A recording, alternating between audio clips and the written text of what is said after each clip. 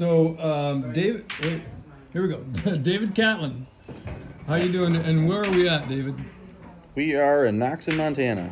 Right. And can you give us a story? Give us the story about your experience of your 38-day fast. Yep. Can you just start from the beginning and tell us why you did it, and what happened to you? Sure.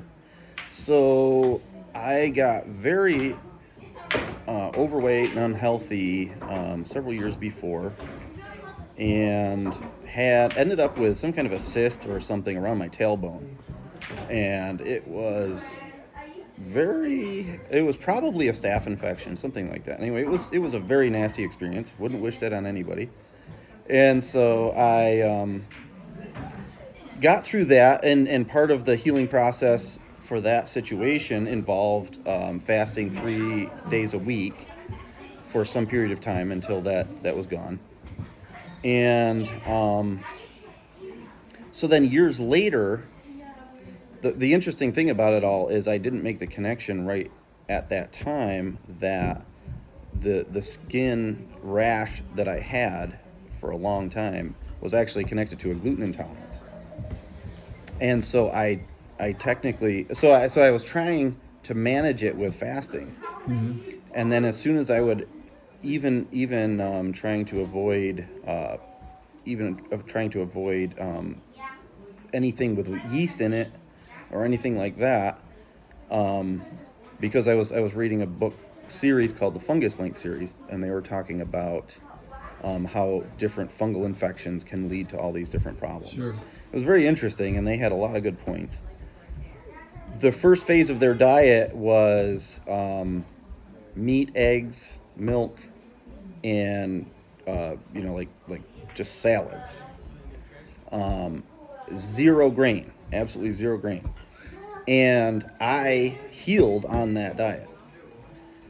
Then they said, in their phase 2 of their diet, it included introducing sourdough and breads that did not have yeast. And so I was very strict about it. As soon as I reintroduced any grains, the rash began to come back. I did not make the connection at that time, and so I actually dealt with it for a long time. So then after that, I would fast whenever it would start to bother me and get worse. I would actually fast. So I came to a point where I recognized that if I fasted at least a minimum of 2 weeks, doing water only, 14 days at least, every winter, I would never get stomach bugs. I mean, everybody could be like on their sick bed around me and I would not get it. So, but I found that 21 days seemed to be ideal. Like less than 14 days, I didn't always get consistent results. But if I did 14 days, it seemed like 21 days, full 3 weeks would really just reset everything. If I would do that every winter, I could just sail through the next year. So what was your main motivation to go to? And your goal was actually 40, but you did 30. So my goal, yeah. So then this rash came back, and it was just kind of always in the background. But then I started to get some other symptoms along with it that were really kind of scaring me. Actually, I was afraid that I would get that other, cyst or whatever back, and so I determined that I was going to fast as long as it took to get rid of this rash. And so I fasted 38 days, water only. And because I had already been doing longer fasts, I could start a fast on a Friday, and by Sunday afternoon, my energy would come back, and I would be feeling great. I'd always kind of dread it. You're a fasting pro. Yeah, I would always kind of dread it, but every time, once my energy came back and I got into that ketosis, like, man, this feels really good. Why do I dread this? This feels really good. Yeah. But so it just, in that fast, and I lost I think I lost 40 pounds. I had gotten really heavy again. And it had been a couple years since I had fasted, I think. I think I'd missed a winter. And then, I just really sloppy in my diet. Got really heavy. So, David, there's going to be a lot of people looking at this, wanting to fast. And Sure. Can you tell me what the experiences was, and maybe give a little bit of a hint to somebody that's going to do a long fast, and what they might expect, and how Sure. they can conquer these Sure. things that Sure. take them all the way? Sure. I would say the best advice I could give is to work up to it. I had started fasting, for several days at a time in my mid-teens. Just kind of, and at that time it was for more spiritual reasons. Right. So it was something I had done, so I was kind of used to it. But then when I had this health crisis, then I got like, okay, this is something I need to do regularly. Yeah. So I have shared this with other people, and they have come back with different levels of struggle. Like for me, it was just very easy. Like there was the mindset. You had to be in the mindset, Yeah. but physically it felt good. Yeah.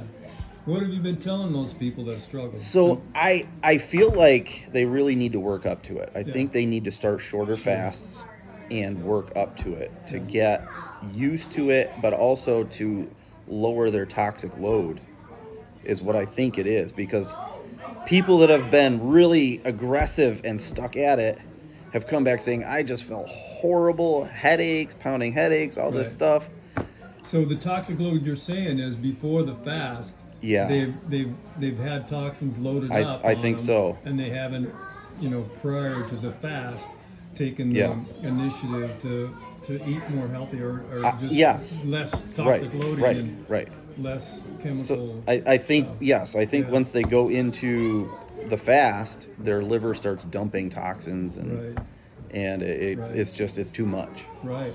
So I would work up to it. All right. Start with a day or two at a time. And wonderful interview. And is there anything you want to say to these people that really want to do the fast that you might encourage them?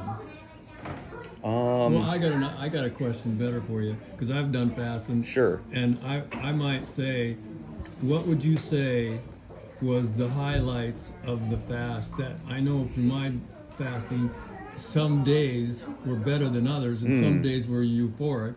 Yep. And did you feel that? Yes. I don't know if I ever experienced like euphoric, but I would definitely experience bad days if I overdid it. Yeah.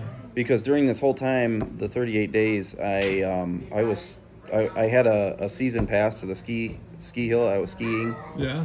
And I had to sip on water all the time. Right. I found something about when you're fasting, you don't retain the water as much or something. You have to kind of sip. Mm-hmm. I will say that you don't want to overdo it on the water, because you can, and it doesn't. It's not helpful. Yeah. So, but as far as if I could work, and I could actually do hard work like wood splitting, stuff like that, skiing, as long as I kept it down to about 5 to 6 hours a day. When I started pushing it beyond that, or working like snow plowing, working all night, I would feel lousy. Yeah. And it would take a little longer to recuperate. So, Wow.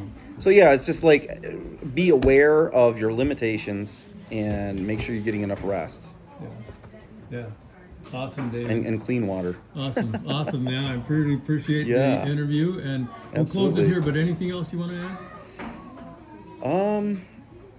I mean, other than just educating yourself as much as you can, so that you understand what it is that you're doing and why you're doing it. Because that when you don't feel like it, the knowledge of the benefits and what your purpose is that's fuel in the tank. David, you're awesome. Thank you much for the interview. Thank you. Yeah. All right.